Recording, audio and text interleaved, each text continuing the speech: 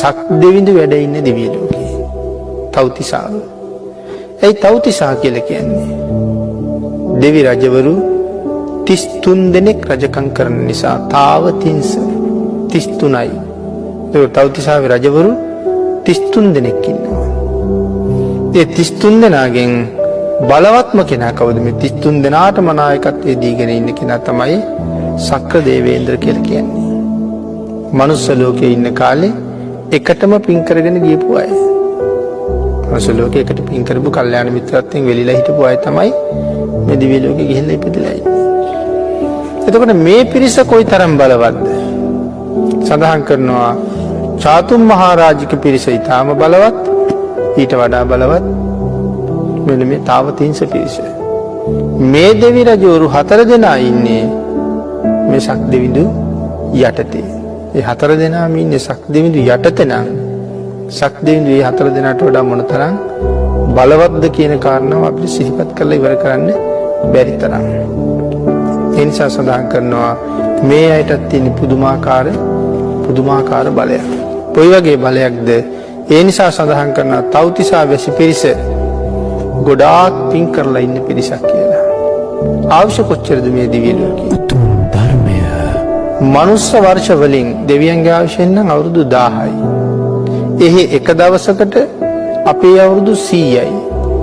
මේ දෙවියන්ගේ මුළු ආයු කාලේ මනුස්ස වර්ෂයෙන් නම් අවුරුදු 3 කෝටි 60 ලක්ෂයයි.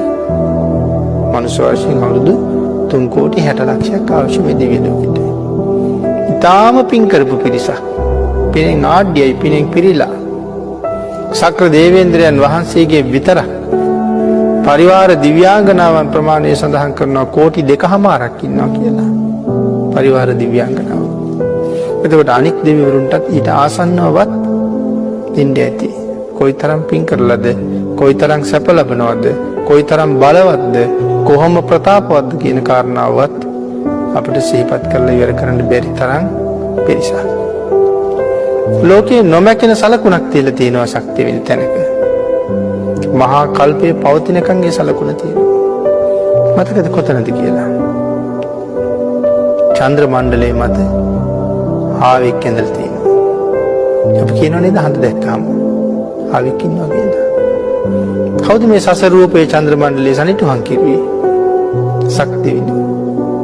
අපේ බෝසතාණන් වහන්සේ දාන පාරමිතාව පුරන කාලේ අඟුරු මැලයකට පැනලා දානයක් ඉල්ලගෙන බමුණෙකුට තමන්ගේ ජීවිතය පූජා කරනවා. අඟුරු මැලයට පැන්නට පිච්චුන්නේ නැහැ. මොකද මේ දානේ ඉල්ලගෙන එන්නේ බමුණෙක් හැටියට සක් දෙවිඳ. සක් දෙවිඳට ජීවිතේම පූජා කරනවා. ලෞතර බුද්ධ රාජ්‍ය වෙනුවෙන්. මගේ ශරීරයේ හැමත් සිවියත් ලේත් මසුත් ඇටත් නහරත් සියල්ලම ඔබටයි. පිච්චුනාම අරගෙන අනුභව කරලා සිල් රකින්න කියලා ඉල්ලීමක් කරලා තමයි ජීවිත පරිත්‍යාගය කරන්නේ.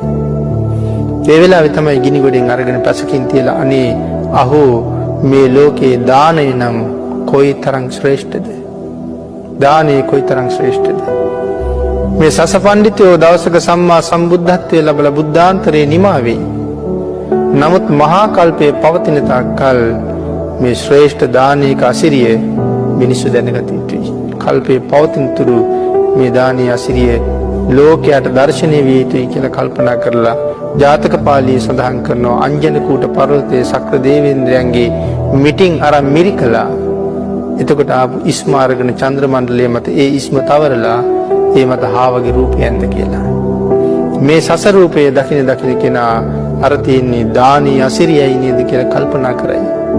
කියලා තමයි මේ සටහන තිබ්බ කියලා සඳහන් කරන්නේ.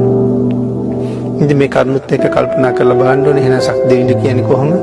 ඒකද චන්ද්‍ර මණ්ඩලයේ ස්පර්ශ කරන්න පුළුවන් කෙනෙක්. අංජන කූට පර්වතයේ මිරිකන්න පුළුවන් වෙන්නේ කොයි වාගේ ශරීරයක් මවන්නද? යොදුන් 3ක් උසයි කියලා කියනවා. යටත් පිරිසෙන් 70ක්ම 30කට වඩා උසයි. 70ක්ම 30ක්වත් උසයි නම් යටත් පිරිසෙන් 70ක්ම 20ක්වත් මහත තියෙන්නේ නැති.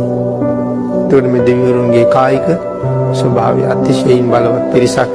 නමුත් මේ පිරිස බුදුරජාණන් වහන්සේ ළඟ භාග්‍යතුන් වහන්සේට යටත්.